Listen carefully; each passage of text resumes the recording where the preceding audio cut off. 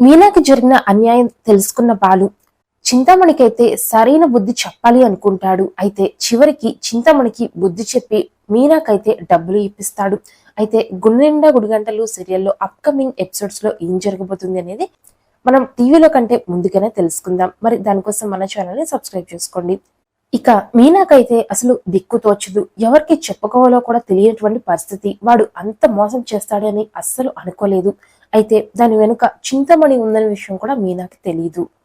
ఇప్పుడు ఏం చేయాలి, వాడి దగ్గర నుంచి డబ్బులు ఎలా వసూలు చేయాలి, వాడు ఇంత మోసం చేస్తాడా, ఈ విషయం ఎవరికి చెప్పాలి, నాకు ఎవరు సాయం చేస్తారు అని చెప్పి మీనా ఎంతగానో బాధపడుతూ ఉంటుంది.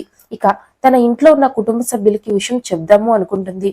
కానీ ఈ విషయం చెబితే వాళ్ళు కూడా బాధపడతారు అని చెప్పి ఇంకా ఇంట్లో ఎవరికి కూడా వద్దులే, ఇంట్లో ఎవరికి కూడా చెప్పొద్దులే అనుకుంటుంది. తర్వాత ఇక బాలు అయితే ఫోన్ చేస్తాడు. మీనా ఏం చేస్తున్నావు, ఇంటికి వెళ్ళిపోయావా, అసలు ఎలా ఉంది అని చెప్పి.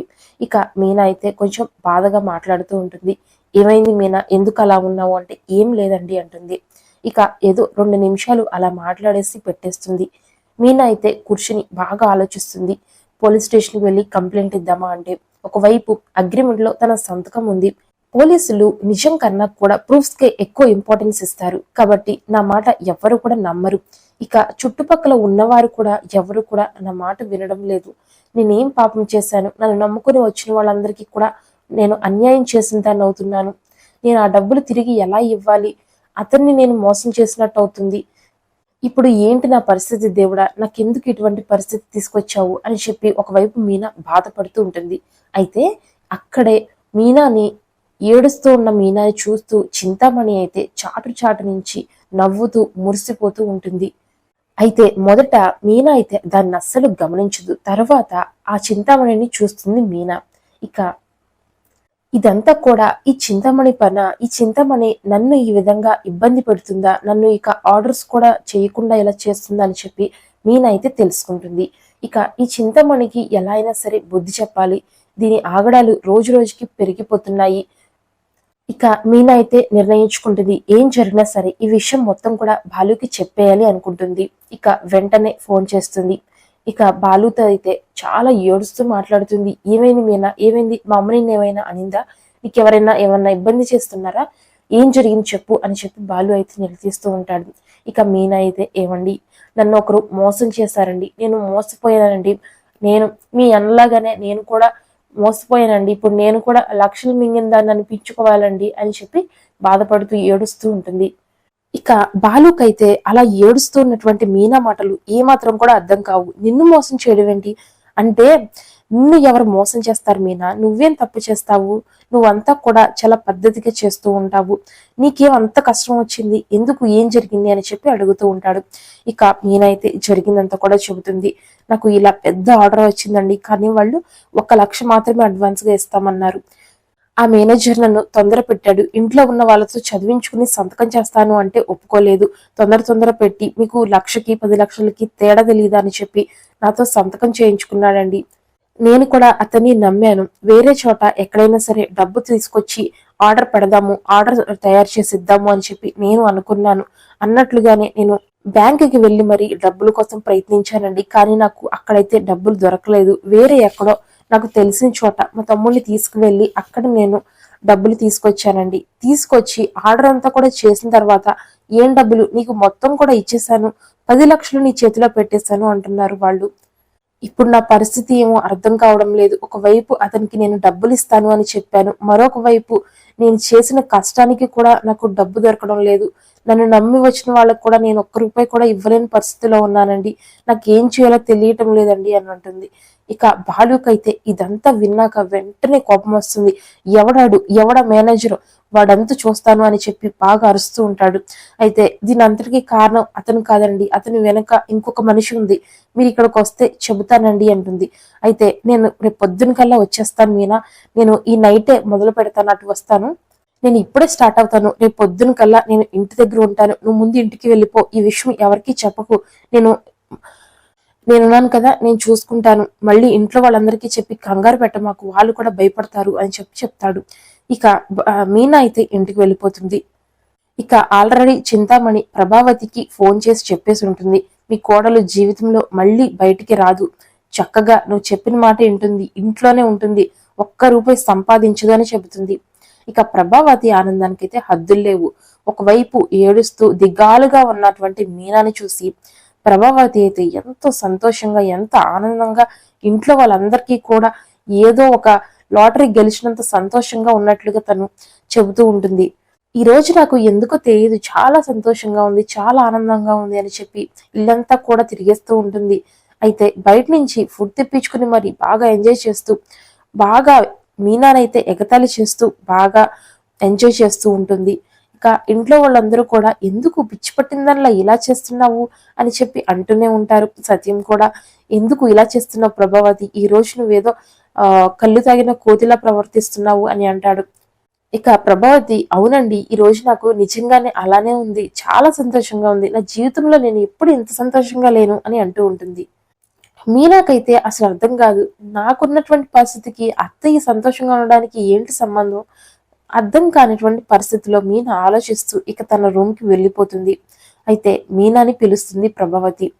ఏ మీనా ఇట్రా, నేను తిన్న ఫుడ్ అంతా కూడా క్లీన్ చేయి, ఎక్కడికి అలా చల్లగా జారుకుంటున్నావు అని చెప్పి పిలుస్తుంది. ఇంకా మిగతా ఇంట్లో ఉన్న కుటుంబ సభ్యులందరూ కూడా అలానే చూస్తూ ఉంటారు.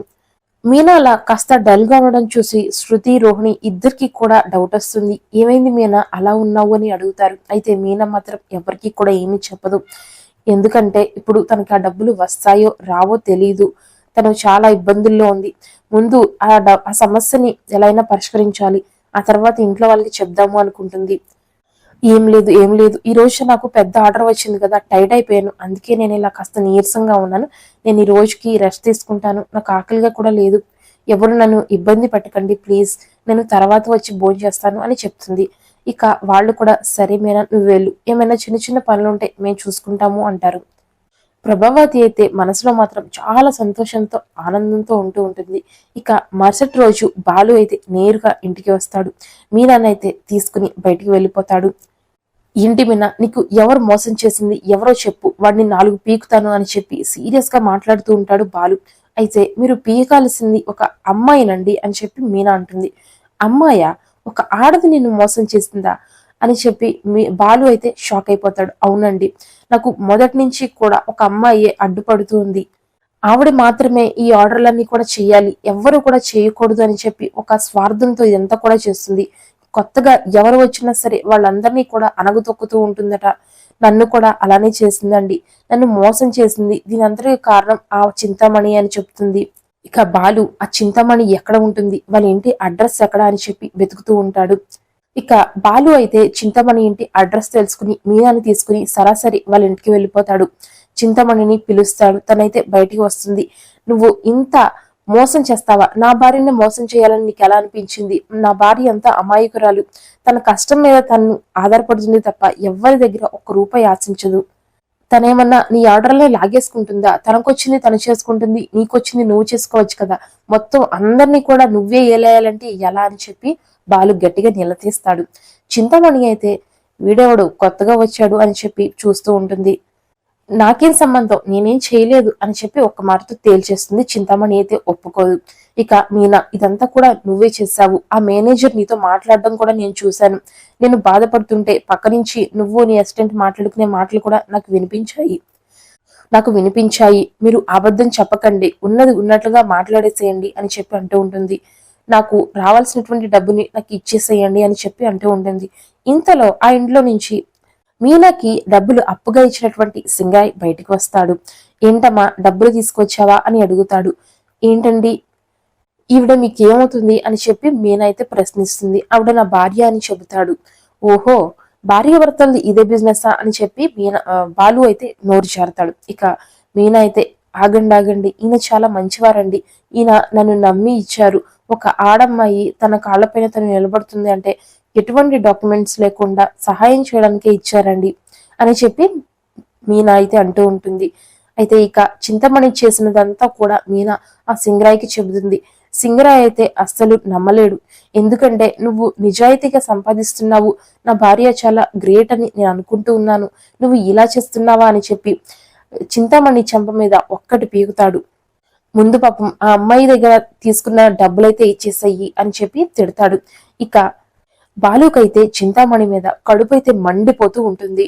ఇక చేసేది ఏమీ లేక చింతామణి తన భర్త ముందు పరువు పోకూడదని చెప్పి డబ్బులైతే తిరిగి ఇచ్చేస్తుంది.